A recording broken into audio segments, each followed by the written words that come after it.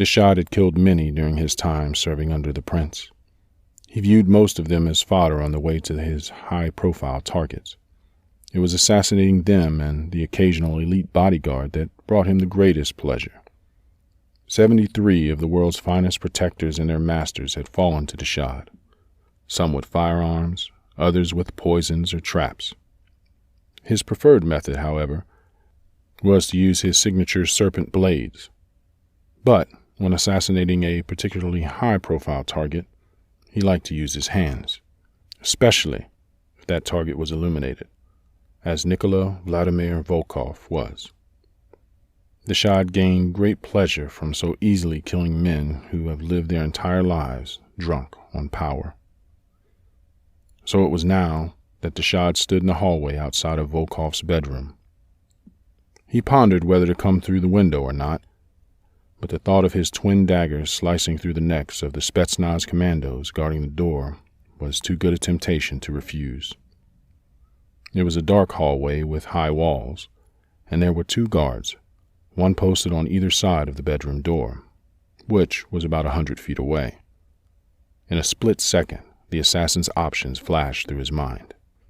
Pull the silenced pistol from his holster on his right leg, aim and fire, or try to close the distance and send a few of his throwing knives flying. Deshad looked up and smiled as a more personal option appeared.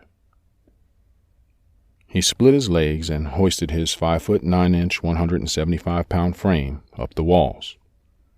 At the top of the hallway, near the ceiling, Deshad was completely cloaked in shadow, but for slivers of moonlight that shone through the glass rooftop.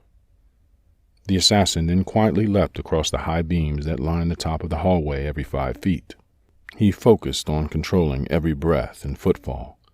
Deshad slowed his heart rate so that not even a drop of sweat would alert the guards until he had finally moved the length of the hallway to stop directly above his prey. The guards saw a flutter, then the glow of steel daggers just before the blades slid into their throats. Their screams were muffled by the blood that flowed from their mouth and neck. Deshad smiled as he reversed his hands from a downward stab to a standard grip, lowering his opponents to the floor silently. He then withdrew his daggers and wiped the blood off on their shirts. Deshad quickly picked the lock on the bedroom door, then entered to find Volkov lying on the bed. He was wearing a wrinkled, pinstriped suit and lying above the covers with his phone next to him. It was obvious to Deshad that the man had been working to try and fix the dissent in his ranks. But unfortunately for the Russian, Deshad didn't care. Deshad pulled his pistol out and put the silenced tip to Volkov's head. Volkov's eyes opened. He went to scream, but saw Deshad's pistol pointed at him with one hand, with the other making a shh motion over his mouth. Volkov recognized the assassin and tried to talk his way out of what he knew was certain death. I will fix this. I can pay. I have lands and... Volkov's begging was cut short as Deshad pulled the hammer back on his pistol. Deshad motioned for Volkov to move to the bed, and with a pistol to his head, he didn't argue. As they stood up, Deshad stepped back and placed his pistol in its holster. At first, Volkov thought, or rather hoped, that this was a warning. Then, Deshad put his hands wide and softly spoke. "You are going to die tonight. It can be an honorable death or a cowardly one. Which do you choose?" It took a moment for the Russian to realize that Deshad was giving him a chance to fight.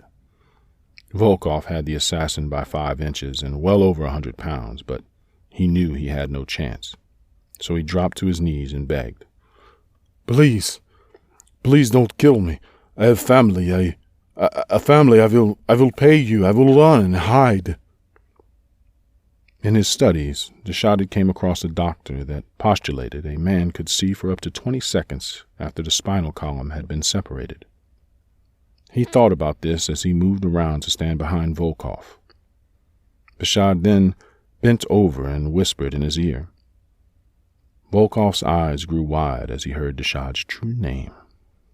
He began to turn and look the assassin in the eyes, and then Volkov realized that he wasn't turning his head on his own. The last thing that Nikolai Vladimir Volkov ever heard was the sound of his own neck breaking. The last thing he ever saw was a shadow fly by the window.